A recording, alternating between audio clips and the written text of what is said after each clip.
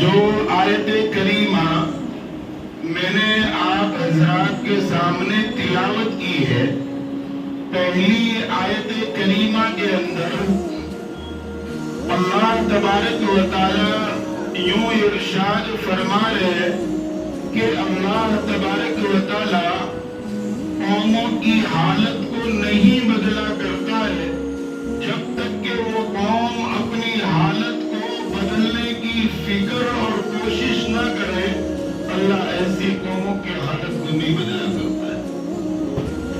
آج پوری دنیا میں ہم نگاہ اٹھا کر کے دیکھ لیں، چاہے وہ مشرق ہو یا مغرب ہو، شمال ہو یا جنوب ہو، چاہے وہ ہمارا ملک ہندوستان ہو یا دنیا کی کوئی بھی کنٹری ہو، ہر جگہ کوئی قوم پریشان ہے تو وہ قوم مسلمان قوم پریشان ہے۔ آخر اس کی پریشانی کی وجہ کیا ہے؟ اس کے پریشانی کی وجہ یہی ہے، اللہ تبارک و تعالیٰ نے ارشاد فرما رہے، اے قوم، ہم نے تمہیں دنیا میں جس مقصد کے لیے بھیجا تھا اور وہ مقصد یہ تھا، وَمَا خَلَقْتُ الْجِنَّ وَالْإِنسَ إِلَّا لِيَعْبُدُونَ، ہم نے انسانوں کو اپنی عبادت کے لیے پیدا کیا، ہم نے انسانوں کو اس لیے پیدا کیا کہ وہ اللہ کی ذات پر یقین رکھے، ہم نے انسانوں کو اس لیے پیدا کیا اور اس لیے موت دی تاکہ ہم یہ دیکھیں کہ دنیا میں جانے کے بعد یہ انسان اللہ کی مرضی والی زندگی گزارتے ہیں یا اپنے نفس پرستی والی زندگی گزارتے ہیں۔ اس چیز کو دیکھنے کے لیے اللہ تبارک و تعالیٰ نے ہمیں پیدا کیا، لیکن آج مسلمان اپنے مقصد زندگی کو بھلا بیٹھا ہے۔ اللہ نے کیوں پیدا کیا ہے؟ اللہ کی مرضی کیا ہے؟ اللہ تبارک و تعالیٰ نے زندگی دے کر موت کیوں رکھی ہے؟ اللہ نے ایمان کیوں فرض کیا ہے؟ اللہ نے نماز کیوں فرض کی ہے؟ اللہ نے حلال روزی کیوں فرض کی؟ نماز، روزہ، زکوٰۃ، حج اللہ نے کیوں دیا؟ اور زندگی گزارنے کے لیے جناب محمد رسول اللہ کا طریقہ کیوں دیا؟ آج ہم لوگوں نے اللہ کی مرضی کو، جناب محمد رسول اللہ کی سنتوں کو جان بوجھ کر کے چھوڑ دیا، اس لیے آج پوری دنیا میں ہر کوئی قوم ذلیل و خوار نہیں ہے جتنی کہ اس قوم یعنی مسلمان قوم ذلیل و خوار ہو رہی ہے، کیونکہ ہماری طاقتیں جنگ کے لیے نہیں ہے، ہماری طاقتیں ہتھیار کے لیے نہیں ہے۔ ایمان والے کی اصل طاقت تو یہ ہے کہ اپنا تعلق، اپنا رشتہ اللہ تبارک و تعالیٰ کی ذات سے جوڑ دے اور جناب محمد رسول اللہ کے طریقے پر آ جائے۔ اگر یہ دو کام کر لے، اللہ پوری دنیا کے حالات کو بدل دے گا، پوری دنیا کے نقشے کو بدل دے گا، کیونکہ اللہ تعالیٰ قرآن میں کہہ رہا ہے وَإِن تَتَوَلَّوْا يَسْتَبْدِلْ قَوْمًا غَيْرَكُمْ ثُمَّ لَا يَكُونُوا أَمْثَالَكُمْ۔ قرآن کریم کا 26واں پارہ آپ سورہ محمد کھول کر دیکھ لیجئے، اللہ قرآن میں کہہ رہا ہے وَإِن تَتَوَلَّوْا يَسْتَبْدِلْ قَوْمًا غَيْرَكُمْ ثُمَّ لَا يَكُونُوا أَمْثَالَكُمْ۔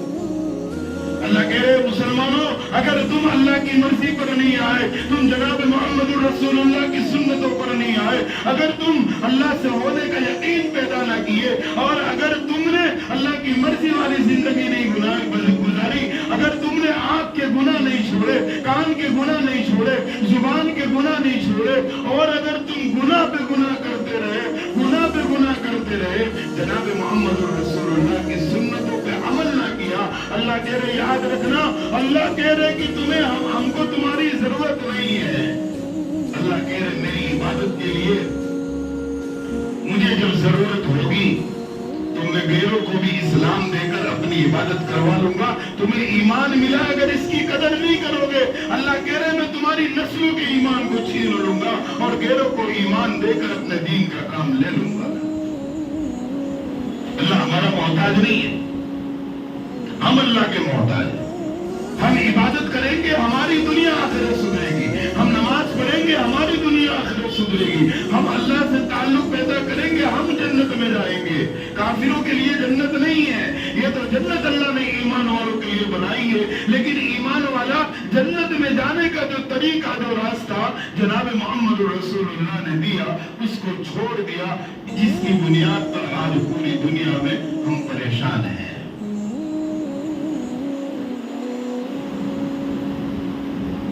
اسی لیے اللہ نے قرآن کریم کے 13ویں پارے میں کہا ان اللہ لا یغیر ما بقوم، کہ اللہ تعالیٰ ایسی قوموں کی حالت کو نہیں بدلتا جو خود اپنے آپ کو بدلنا نہ چاہے۔ آج ہم اپنی حالت کو بدلنے کے لیے تیار نہیں. آج ہم نیا طبقہ نئی نسلیں اپنے آپ کو اللہ کے سامنے جھکانے تیار نہیں, نماز کے لیے تیار نہیں, قرآن کی تلاوت کے لیے تیار نہیں, حلال روزی کے لیے تیار نہیں, آنکھوں کے گناہ سے بچنے کے لیے تیار نہیں, کانوں کے گناہ سے بچنے کے لیے تیار نہیں. جب ہم اپنے آپ کو کسی بھی چیز سے بچانے کے لیے تیار نہیں تو وہ اللہ ہمارا محتاج نہیں ہے کہ ہمیں یوں ہی کیا ہے ہدایت دے دے کہ تم جنت میں چلے جاؤ گے. اللہ کی مرضی یہ نہیں ہے. اللہ نے جنت رکھی ہے اعمال پر رکھی ہے, اللہ نے جنت رکھی ہے ایمان پر رکھی ہے, اللہ نے جنت رکھی ہے نماز پر رکھی ہے, اللہ نے جنت رکھی ہے قرآن کی تلاوت پر رکھی ہے, اللہ نے جنت رکھی ہے گناہوں سے بچنے میں رکھی ہے. آج جس کو دیکھو اپنی راستہ سنا رہا ہے کہ ہم یہ پریشان ہیں, ہمارے گھر میں یہ تکلیف ہے, ہماری اولاد یہ کر رہی ہے اور ہمارے کاروبار میں یہ تکلیف ہے, ہم اس طرح پریشان ہیں. ہر ایک اپنی پریشانی کی گیت گا رہا ہے اور اس پریشانی کو دور کرنے کے لیے نہ جانے کون کون سے راستے اختیار کر رہا ہے. وہ پریشانی دینے والی ذات بھی اللہ کی ہے اور دور کرنے والی ذات بھی اللہ کی ہے. کیا کبھی ہم اللہ کے گھر میں آ کر کے نماز پڑھ کے 2 قطرے آنسو بہا کر اپنی پریشانی کو اللہ کے سامنے رکھتے ہیں؟ نہیں رکھتے ہیں. پریشانی جہاں سے دور ہونی ہے اسی جگہ ہم نہیں جا رہے. پریشانیاں دور کہاں سے ہوگی؟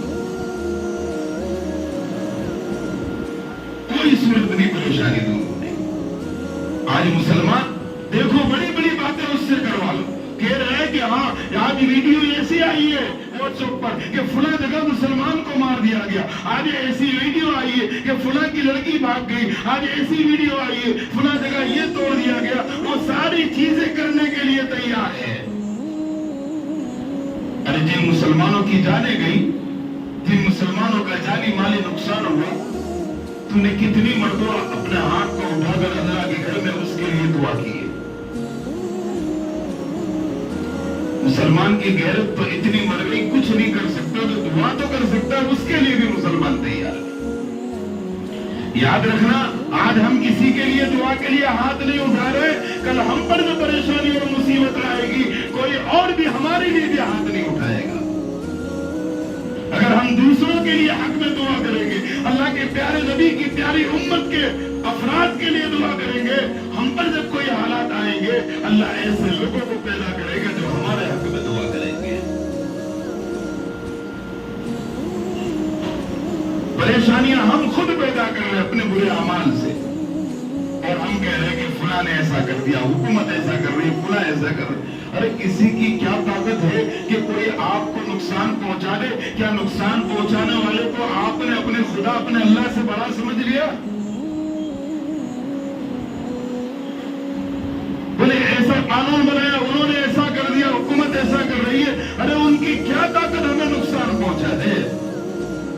ہمیں نقصان کوئی اور نہیں پہنچا رہا ہے, ہمیں نقصان ہمارے برے اعمال پہنچا رہے ہیں, ہمیں نقصان ہماری بے نمازی پہنچا رہی ہے, ہمارے نقصان ہمارے قرآن کی تلاوت کا چھوڑنا پہنچا رہی ہے, ہم کو نقصان ہمارے آنکھ کے گناہ پہنچا رہے ہیں, ہم کو نقصان ہمارے حرام کاروبار سودی لین دین پہنچا رہے ہیں.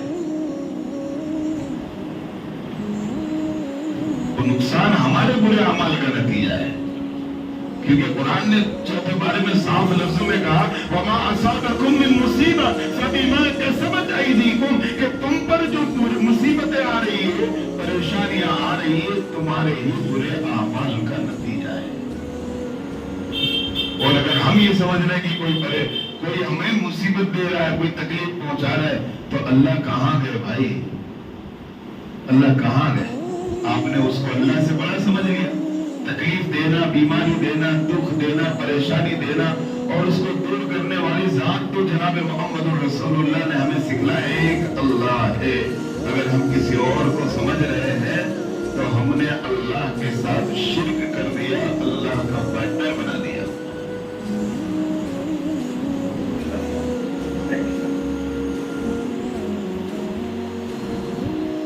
تو اللہ کہہ رہے ہیں ہم قوموں کے حالات کو نہیں بدلا کرتے جب تک کہ وہ قوم اپنے آپ کو بدلنا نہ چاہے. اللہ کی طرف سے ہدایت نہیں ملا کرتی ہے. آج مسلمان ان کی زندگیاں اٹھا کر کے دیکھ رہے, कमाई उसकी हराम की है, सूदी लेन देन में पड़ा हुआ है, झूठ बोल के माल कमा रहा है, धोखा दे के माल कमा रहा है, चोरी करके माल कमा रहा है, और इस तरीके से माल कमाए और फिर दुआ करे कि अल्लाह मेरे कारोबार में बरकत दे, तरीका हराम इख्तियार किया और अल्लाह तेरी दुआ कबूल करे, ये नहीं हो सकता है। पहले तो तरीका हलाल इख्तियार करता, फिर अल्लाह से मांगता, फिर अल्लाह तुझे बरकत देता। आज निकाह के मौके आ रहे, जगह जगह निकाह हो रहे, और निकाह से पहले जिस घर में शादियां हैं उस घर में नाच गाना हो रहा है, डीजे बज रहे, जनाब मोहम्मद रसूलुल्लाह की निकाह वाली सुन्नत की तौहीन की जा रही है, हल्दी की रस्म अदा की जा रही है, मेहंदी की रस्म अदा की जा रही है, और उस निकाह के अंदर वीडियोग्राफर आ रहे, वीडियो बन रहे, और क्या है, दुल्हन अभी उसका शौहर होने वाला शौहर वो चेहरा नहीं देखता, उससे पहले तो क्या है, फोटोग्राफर दुल्हन की तस्वीरें लेकर वो तस्वीर देखना जो उसका नंबर है, नाच गाना, डीजे, डांस, ये सारे काम करके, और निकाह के मौके पर दुआ की जाए कि अल्लाह दोनों जोड़ों में खूब बरकत अता फरमा। बरकत होगी भाई, होगी बरकत। 2 साल 3 साल में तलाक के मौके आएंगे, क्यों? इसलिए प्यारे नबी जनाब मोहम्मद रसूलुल्लाह की सुन्नत निकाह को जिंदा करने के लिए, जनाब मोहम्मद रसूलुल्लाह की निकाह वाली सुन्नत को जिंदा करने के लिए आपने तौहीन रिसालत की है, आपने नबी की सुन्नत पर डीजे बजाकर नबी की सुन्नत की तौहीन की है, आपने वीडियोग्राफी करके जनाब मोहम्मद रसूलुल्लाह की निकाह वाली सुन्नत की आपने तौहीन की है। नाच गाना, डांस, हल्दी, ये सब करके, ये सब इसलिए किया गया कि नबी की एक सुन्नत पर अमल करने के लिए इतने हराम काम किए गए, और फिर हम सोचेंगे शादीशुदा जोड़ा सलामत रहे, नहीं हो सकता है। 2 साल 3 साल 4 साल में तलाक, लड़ाई झगड़े की नौबतें क्यों आ रही है कि हमने खुद नबी की सुन्नत की तौहीन करके निकाह कर रहे हैं। उसका जिम्मेदार हो।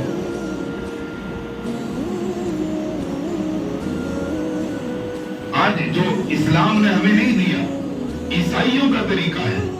आज देखो घर घर जो है अपने बच्चों के, अपने बेटों के, अपनी बेटियों के, खुद के सालगिरह और बर्थडे मना रहे, और वहां पर एक दूसरे को मुबारकबाद दे रहे कि अल्लाह तेरी उम्र में बरकत अता फरमाए, अल्लाह तुझे लंबी उम्र अता फरमाए। अरे तरीका ईसाइयों का हराम तरीका इख्तियार करके आप लंबी उम्र की दुआ दे, कोई माने नहीं रखता है। हालांकि वो तो लंबी उम्र जितनी लेके आया था उतनी तो कम हो गई जो बच्चे में आप शरीक हुए, और हराम काम करके आप लंबी उम्र की दुआएं दे, हो ही नहीं सकता कि उम्र बढ़ जाए।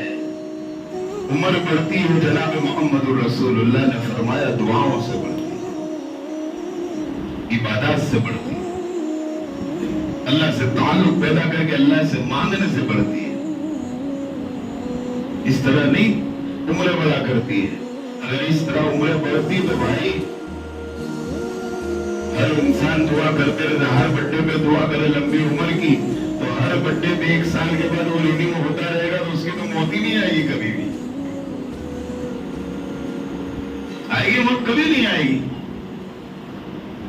नहीं होती दुआ कबूल इस मौके पर, क्योंकि तरीका हराम का इख्तियार किया है। अल्लाह के नबी जनाब मोहम्मद रसूलुल्लाह ने फरमाया कि बहुत सारे लोग ऐसे हैं जो नमाज के लिए जाते हैं, इबादत के लिए जाते हैं, और अल्लाह से मांगते हैं, अल्लाह उनकी दुआओं को कबूल नहीं करता। अल्लाह के नबी से सहाबा ने कहा, अल्लाह के रसूल, अल्लाह दुआ क्यों नहीं कबूल करता है? अल्लाह के नबी ने फरमाया, उसकी कमाई हराम है। अल्लाह के नबी ने फरमाया, जो जिस्म पर जो कपड़ा पहन कर आया है वो कपड़ा हराम कमाई का है। धोखा देकर, झूठ बोलकर, गलत तरीके से कमाए हुए माल से कपड़ा पहना है, जब तक वो कपड़ा उसके जिस्म पे रहेगा गुनाह लिखा जाएगा। पेट में जो गिज़ाए जा रही है उसकी हराम है, जब हराम कमाई, हराम लिबास, हराम कारोबार, कितनी भी बरकत से बड़े बड़े अल्लाह के वलियों से दुआ करवा लो, कोई मतलब की नहीं है। तरीका इंसान का हलाल हो, सही हो, फिर बरकत की दुआ मांगी जाए।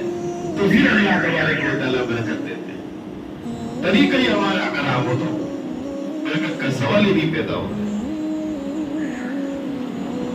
اسی اللہ تعالیٰ نے قرآن میں کہا ان اللہ لا یغیر ما بقوم حتی یغیروا بانفسہم. میں اپنے نوجوانوں سے کہتا ہوں اپنی لائف کو بدلو, لائف میں چینجنگ لاؤ. یہ سوچو تو صحیح کہ تمہارا رب کون ہے, اس رب نے تمہیں پیدا کیوں کیا ہے. کیا اس رب نے اس لیے پیدا کیا کہ کھانا کمانا سو جانا یہ کام تو جانور بھی کر رہے ہیں, ہم کرے تو کیا فرق پڑتا ہے.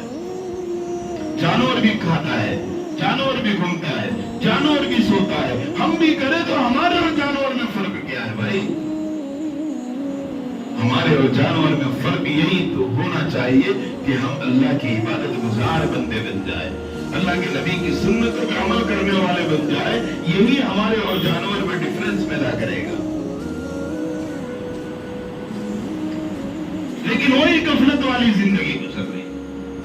آج جگہ جگہ سماج بن رہے کہ بھائی یہ سماج کا ہے, یہ جماعت کا ہے, یہ سماج کا ہے, اور اس کے ذمہ داران جب اللہ نے ذمہ داری دی تو شریعت کے خلاف ہونے والے کام کو نہیں روکتے تو کل قیامت کے دن ہر قوم ہر جماعت کے ذمہ داروں کی قیامت کے دن پکڑ ہوگی. بات سمجھ میں نہیں آئی, اس کی تفصیل کر لوں. میں بات یہ کہنا چاہ رہا ہوں کہ آج ہم دیکھیں ہمارے مسلمانوں میں کتنے سماج ہے. یہ میمن سماج ہے, یہ رنگریز سماج ہے, یہ انصاری ہے, یہ منصوری ہے, یہ پٹیل ہے, یہ وورا ہے, نہ جانے کتنے سماج ہے. ہر ایک اپنے سماج کے جو ہے وہ لیبل لگا رہا ہے یہ ہماری جماعت کا ہے, ہماری سماج کا ہے. جب آپ کی جماعت اور سماج کے 5 لوگ 10 لوگ ذمہ دار بنے تو اس سماج کے اندر, اس جماعت اور برادری کے اندر ہونے والی برائیوں کو ختم کرنے کی ذمہ داری آپ کی ہے. صرف یہ نہیں کہ ہم سماج کے جماعت کے ذمہ دار ہیں, شادی کا ہال بنوا دیا, بھاڑا لیتے رہے, ہماری ذمہ داری ختم, یہ نہیں ہے. جس سماج کا کی جماعت کے ذمہ دار ہے اس میں ہونے والی برائیاں اور خرابیوں کو دور کرنے کی بھی ذمہ داری ان ذمہ داروں کی ہے, ورنہ قیامت کے دن میدان محشر میں پکڑ ہوگی. میں نہیں کہہ رہا, جناب محمد رسول اللہ نے فرمایا کلکم راعٍ وکلکم مسئول عن رعیہ, کہ ہر شخص سے جو جس کا ذمہ دار ہوگا قیامت کے دن سوال کیا جائے گا. آج اب جماعتیں اور برادری بن رہی ہے تو کیا ہو رہا ہے بھائی؟ کچھ بھی نہیں ہو رہا اس جماعت اور برادری میں. کیا ہو رہا ہے؟ بس شادی کے ہال بنا لو. جماعت اور برادری بنانے کا مقصد یہ نہیں کہ شادی کا ہال بنا لو, بھائی جماعت کا ہے تو اس سے کم بھاڑا, بغیر جماعت کا لینے آئے تو اس سے زیادہ بھاڑا. صرف یہی نہیں ہے, اور بہت سے بہت کیا ہوگا سماج اور جماعت اور برادری کے اندر اگر کسی کی لڑکی کسی کے ساتھ بھاگ گئی تو وہ جماعت اور سماج کے لوگ بیٹھیں گے, کوئی بھی جماعت ہو, اور بیٹھیں گے اور پنچایت بیٹھے گی. بیٹھنے کے بعد کہیں گے اس نے لڑکی کو بھگا کے لے گیا, یا تو شادی کرے, اور شادی نہیں کرتا تو اس کو 5 لاکھ 10 لاکھ کا جرمانہ. آپ کے لیے جائز ہے جرمانہ لگانا؟ غلطی دونوں نے کی, گناہ دونوں نے کیا, سزا ایک کو. کوئی دودھ پیتی بچی تو نہیں تھی جانے والی,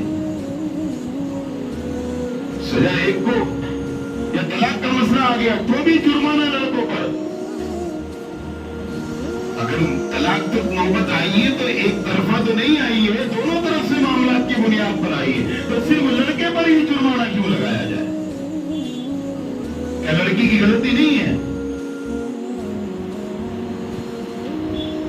لڑکا کتنا بھی کوشش کر لے, لڑکی نہ چاہے وہاں تک کیا ہے, لڑکا گناہ کر ہی نہیں سکتا, زنا کر ہی نہیں سکتا ہے. 18 سال باپ کے پاس رہی, باپ نے ایسی تربیت کیوں نہیں کی؟ باپ کی ذمہ داری تھی, تربیت نہیں کی تو وہ کیسے گناہ میں چلی گئی ہے؟ باپ کی تربیت کی کمی کا نتیجہ ہے, باپ کی بھی پکڑ ہوگی قیامت کے دن. جیسے سوئی ہے, اب ایک دھاگا لے کر ہی کوئی آئے اور ڈالنے کی کوشش کرے اس کے سوراخ میں, وہ سوئی اگر آگے پیچھے کرتے جائے सीधा पकड़ कर खड़े ना रखे, वहां तक नहीं जा सकता। अगर कोई लड़का गुनाह करना चाह रहा है, ये लड़की अपने आप को हटाते रहे, बचाते रहे, कोई लड़के की ताकत नहीं जो गुनाह कर ले। क्यों लड़की अपने आप को खड़े रख के सौंपी? बाप की तरबियत की कमी है, माँ बाप की जिम्मेदारी की कमी है। यहां तो समाज और जमात और बिरादरी के लोग एक्शन लेने के लिए तैयार है कि भाई लड़के ने तलाक दे दी, इसके ऊपर इतना जुर्माना लगाया जाए, या फला लड़का लड़की को लेके भाग गया था, इसलिए उसकी इज्जत का मसला, शादी का मसला आएगा, जुर्माना उससे वसूल किया जाए। उसने अकेले ने गुनाह किया, वो आपके घर में आकर आपकी बेटी को ले गया था। गलती दोनों ने की तो सजा दोनों पर होनी चाहिए, जुर्माना दोनों पर होना चाहिए। ये जायज नहीं है एक तरफा जुर्माना और सजा तय करना। तो समाज और जमात इस चीज पर तो एक्शन लेने तैयार है। वही समाज और जमात पूरे समाज की जिम्मेदार है, वो शराबियों पर क्यों एक्शन लेने तैयार नहीं है कि हमारी जमात का हम जिम्मेदार है, हमारी जमात में कोई शराब नहीं पीना चाहिए, ऐसा एक्शन लेने के लिए क्यों तैयार नहीं? हमारी जमात और बिरादरी के अंदर लोग जिना कर रहे, इस पर एक्शन लेने के लिए तैयार क्यों नहीं? हमारी समाज और जमात में बेनमाजी लोग हैं, उन पर एक्शन लेने के लिए तैयार क्यों नहीं? सिर्फ शादी के होने के जिम्मेदार नहीं है। जिम्मेदार का मतलब ये है, उस समाज का आपको अल्लाह ने जिम्मेदारी दी है, उनकी दीनी और दुनियावी दोनों फिक्र आपकी जिम्मेदारी है। लेकिन हर समाज में फिक्र दुनिया की जरूरत की कर ली जा रही है, समाज की आखिरत की कोई फिक्र नहीं। इस पर एक्शन होना चाहिए कि भाई हमारी जमात ये जमात है, चाहे कोई भी जमात हो, कोई भी जमात हो, हमारी जमात ये जमात है। हमारी जमात के अंदर अगर कोई शराब पीता है तो पूरी जमात उसका बाइकाट करे। हमारी जमात में कोई जिना करता है तो पूरे समाज और जमात उसका बाइकाट करे।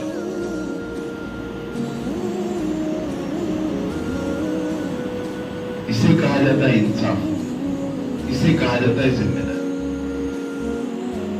इंसाफ का मामला तो हमारे माशरे से खत्म ही होता जा रहा है। हजरत अली रजी अल्लाह, इंसाफ किसको कहते हैं? हजरत अली रजी अल्लाह तआला अन्हु की दौरे खिलाफत के अंदर हजरत अली रजी अल्लाह तआला अन्हु जंग के मौके से वापस आए और अपनी ज़िरा दरवाजे के बाहर रखकर घर में चले गए। एक यहूदी ने आपका ज़िरा चुरा लिया। उस ज़िरा चुराने के बाद उस यहूदी ने छुपा दिया और उस यहूदी ने 6 महीने के बाद वो ज़िरा निकाली और पहनकर हजरत अली के सामने से गुजरा। हजरत अली ने देखा, कहा भाई ये ज़िरा तो मेरी ज़िरा है। कहा नहीं, आप झूठ बोल रहे, ये ज़िरा मेरी है। दोनों में बहस हुई। उस वक्त मदीनतुल मुनव्वरा के सीएम हजरत अली रज़ी अल्लाह तआला, मदीना में हाई कोर्ट बनाई थी हजरत अली रज़ी अल्लाह तआला, और उसके अंदर जज बिठाया था काजी शुरे को हजरत अली रज़ी अल्लाह तआला। अब ये मामला कोर्ट में पहुंचाया हजरत अली रज़ी अल्लाह तआला। कोर्ट में जब ये मामला पहुंचा तो उस सूरत के अंदर हजरत अली से काजी शुरे ने कहा कि बताइए आप क्या मसला लेकर के आए? हजरत अली ने कहा, इस यहूदी के पास जो ज़िरा है वो मेरी है, इसने चुराई है, मुझे मेरी ज़िरा वापस चाहिए।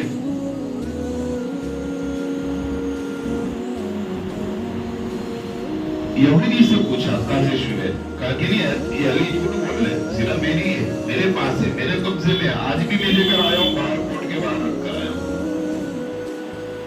तो काजी शुरे ने कहा, अल-बय्यिनतु अलल मुद्दई वल यमीनु अला मन अनकर।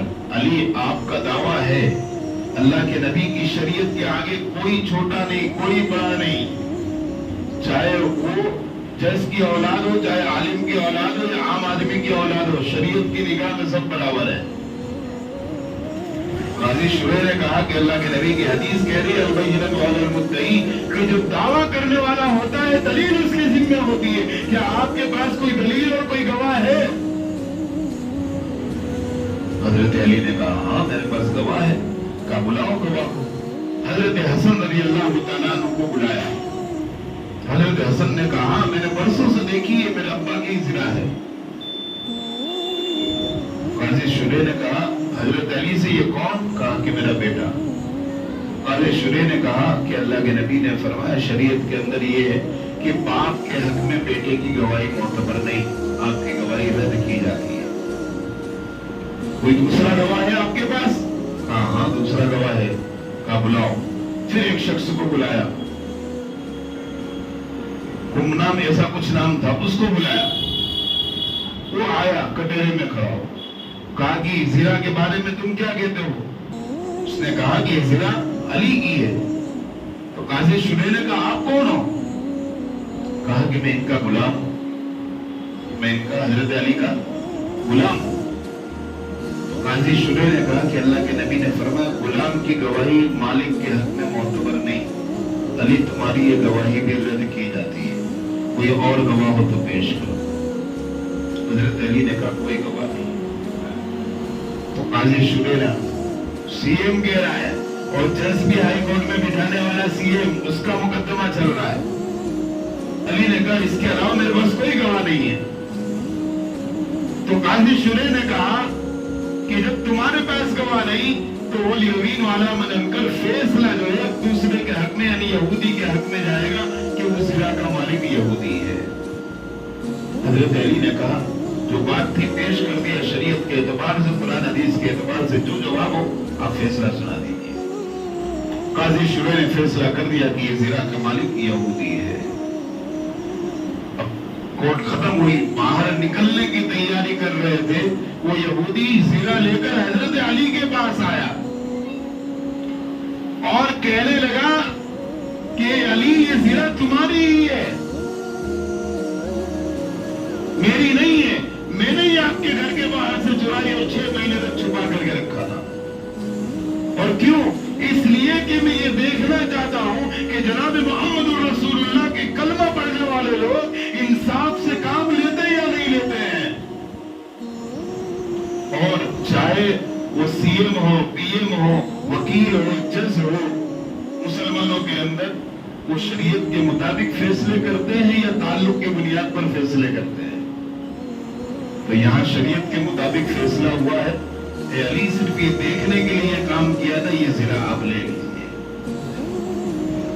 اور آج ہم کوئی ہمارے مسائل، فیملی مسائل میٹر ہو جاتی ہے تو غلطی ہماری ہو، غلطی ہماری طرف سے ہو، پھر بھی ہم اس کو سپورٹ کر کے سامنے والے کو دبانے کی کوشش کرتے ہیں۔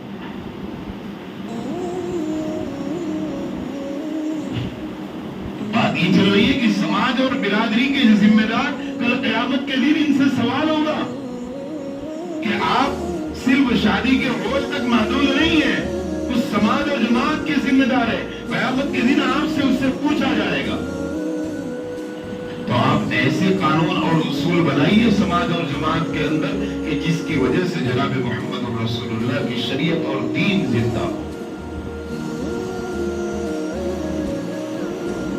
بہت سارے شہروں میں ایسے قانون ہیں جماعت اور برادری میں کہ داڑھی نہیں تو نکاح نہیں ہو سکتا ہماری سماج میں، نماز کا پابند نہیں تو ہمارے سماج میں اس کا نکاح نہیں ہو سکتا۔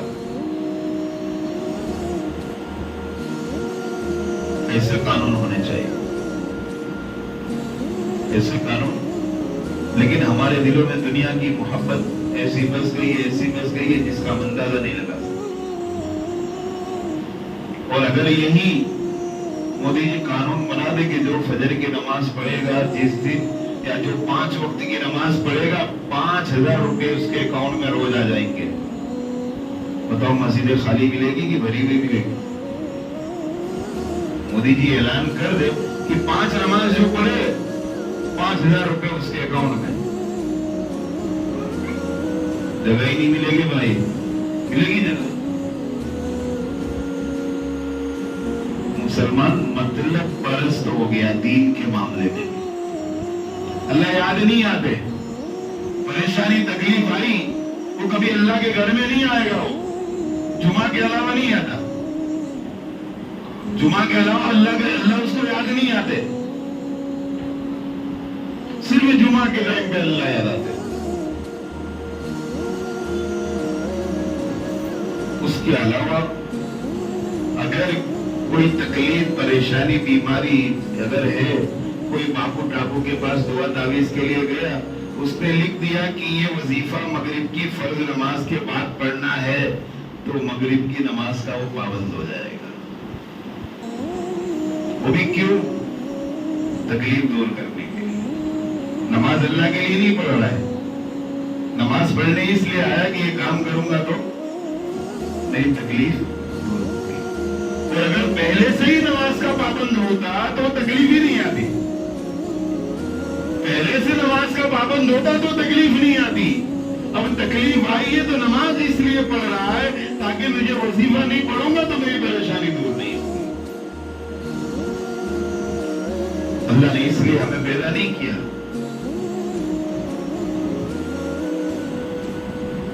صرف پورے ہفتے میں ایک دن اللہ کو یاد کرنا, ایک دن سوچنے کی بات ہے. وہ ایک دن بھی کتنی جلدی ہم مسجد میں جاتے ہیں. اللہ کے نبی نے تو جمعہ کے دن اذان سے بہت پہلے مسجد میں جانے کا حکم دیا.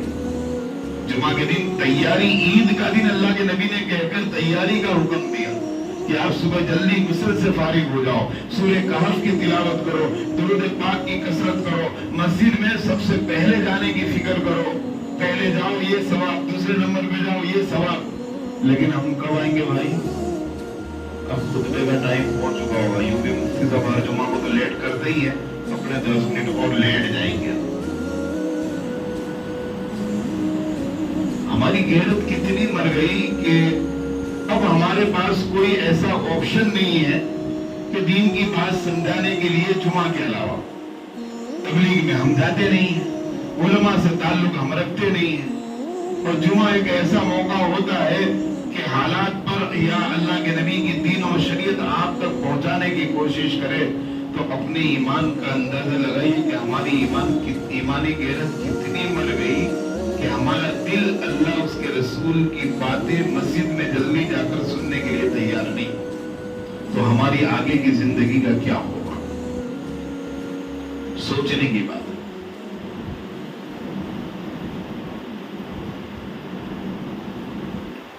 آج مسلمان جو چاروں طرف پریشان نظر آ رہا ہے, اس کی وجہ کیا ہے؟ اور اللہ نے 1,24,000 انبیاء بھیجے, ہر ایک کی امت تھی.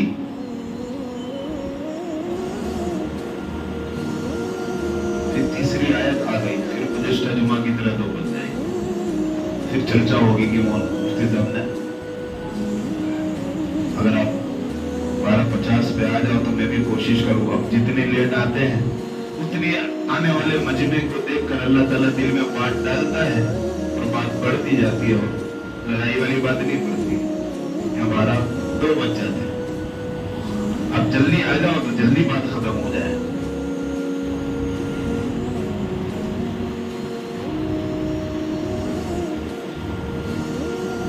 قرآن کریم کے اندر اللہ تبارک و تعالیٰ نے فرمایا کنتم خیر امۃ اخرجت للناس تأمرون بالمعروف وتنہون عن المنکر. آپ جناب محمد رسول اللہ کی بہترین امت ہو, لیکن اس وقت امت ہو جب 2 کام کرو گے تب. 2 کام آپ نہیں کرتے, اللہ کے نبی کی بہترین امت نہیں ہے آپ, چاہے میں ہوں, آپ ہو, کوئی بھی ہو. قرآن کہہ رہا ہے کہ اللہ کے نبی کی بہترین امت اس وقت ہوگی جب یہ امت 2 کام کرے گی. پہلا کام کنتم خیر امۃ اخرجت للناس تأمرون بالمعروف, لوگوں کو اچھی باتیں, دین کی باتیں سمجھانا, بتانا, اس کی دعوت دینے کا کام کیا ہم کر رہے ہیں؟ پہلا کام یہ ہے, ہم کر رہے ہیں. اس کے اوپر آئندہ بات کریں گے, خالی سوچے, میں 2 منٹ میں بات ختم کر رہا ہوں. سوچے کہ ہم کر رہے ہیں کیا؟ لوگوں کو نماز کی دعوت دے رہے ہیں, گناہ سے بچنے کی دعوت دے رہے ہیں؟ نہیں دے رہے ہیں. تو ہم بہترین امت میں تو داخل نہیں ہیں. ہم بہترین امت نہیں. ہم کس چیز کی دعوت دے رہے ہیں؟ بولے آج تو یوٹیوب چینل پہ یہ چینل چالو کر, مست مووی آئی ہے, بولے یہ ویڈیو یوٹیوب پہ, انسٹاگرام پہ دیکھو. وہ گناہ کی دعوت دے رہا ہے, گانے دیکھنے کی, پکچر دیکھنے کی دعوت دے رہا ہے. لیکن اللہ کے گھر کی، اللہ کے دین کی دعوت نہیں دے رہے، یہ بہترین امت میں داخل نہیں ہے اللہ کے نبی۔ پہلی بات اس کی تفصیل آئندہ۔ دوسری بات وَتَأْمُرُونَ بِالْمَعْرُوفِ وَتَنْهَوْنَ عَنِ الْمُنكَرِ، کہ اپنے معاشرے میں، اپنی برادری میں، اپنی جماعت میں، اپنی سوسائٹی میں وَتَنْهَوْنَ عَنِ الْمُنكَرِ، ہونے والے برے کام کو روکنے کی آپ محنت اور کوشش کر رہے یا نہیں کر رہے؟ کر رہے تو بہترین امت ہے، نہیں کر رہے تو آپ اللہ کے نبی کی بہترین امت میں داخل نہیں ہیں۔ اور یہی تأمرون بالمعروف تو کسی درجے میں کوئی کہہ دیتا بھائی یہ شراب پیا غلط ہے، چلو کچھ نہ کچھ درجے میں بھائی مت پینا، بھائی یہ مت کرنا، وہ مت کرنا، بعض لوگ کر لیتے ہیں۔ وَتَنْهَوْنَ عَنِ الْمُنكَرِ، برے کام سے روکنے کی کوئی فکر نہیں ہے، کوئی فکر نہیں برے کام سے، اور وہ نہیں ہو رہا ہے، اسی وجہ سے معاشرے میں گندگیاں پھیل رہی ہے۔ اور اسی معاشرے کی برے حالات اور گندگیوں کی بنیاد پر اللہ کی مدد ہے، کیونکہ اجتماعی گناہ پر اجتماعی پکڑ ہے، اور اجتماعی اچھائی پر اجتماعی اللہ کی طرف سے اللہ کی رحمت کے فیصلے ہوتے ہیں۔ آج ہم دیکھیں طلاق شدہ ہیں، بیوائیں ہیں، طلاق ہو جا رہی ہے، بیوہ ہو جا رہی ہے، 400 مہینے مدد کر کے لوگ چھوڑ دے رہے ہیں، زنا کے اڈے پہ جا رہی ہے اپنے مکان کا بھاڑا اخراجات پورا کرنے کے لیے۔ فٹ پاتھ پر مسلمان عورتیں زندگی گزار رہی ہے، کوئی رہنے کھانے پینے کا ٹھکانہ نہیں، اور رات کو فٹ پاتھ پہ لوگ آگے زنا کر کے چلے جا رہے ہیں۔ ہاسپٹلوں میں دیکھو اپنے علاج کے پیسے نہیں ہیں، غیر ایمان کا سودا کر کے پیسے کی مدد کر رہے ہیں۔ آج مسلمان اللہ پر، اللہ کے نبی پر یقین ہی نہیں ہے کہ اپنی بیٹی کی شادی کر رہا ہے، جھگڑا ہو جا رہا ہے اور فوراً وہ کیا کرتا ہے، پولیس اسٹیشن اور کورٹ تک مسئلہ پہنچا دیتا ہے کہ کورٹ سے ہم 10 لاکھ لے کے طلاق لیں گے، 20 لاکھ لے کے طلاق لیں گے، 15 لاکھ لیں گے۔ اب وہ طلاق کی چکر میں کورٹ میں کیس چلتے چلتے 2 سال 3 سال 5 سال نکلتے ہیں، وہ بچیاں گھر بیٹھے اپنے خواہشات کو کنٹرول نہ کر کے کہیں نہ کہیں گناہ میں ملوث ہو رہی، اس کا ذمہ دار کون؟ ہم عورتوں کا ذمہ دار۔ بہت سارے مسائل ہیں جو وقت ہو چکا ہے، تو ابھی امت میں تأمرون بالمعروف، اچھائی پھیلانے کی اور برائی کو روکنے کی محنت کریں گے۔ شراب ہے، نشہ ہے، یہ ساری چیزوں کو بند کرنے کے لیے ہمیں خود کھڑا ہونا ہوگا، اپنے معاشرے اور سوسائٹی کو اچھا بنانے کے لیے۔ اچھا بنانے کی محنت ہے، برائی کی کوئی محنت نہیں ہے بھائی۔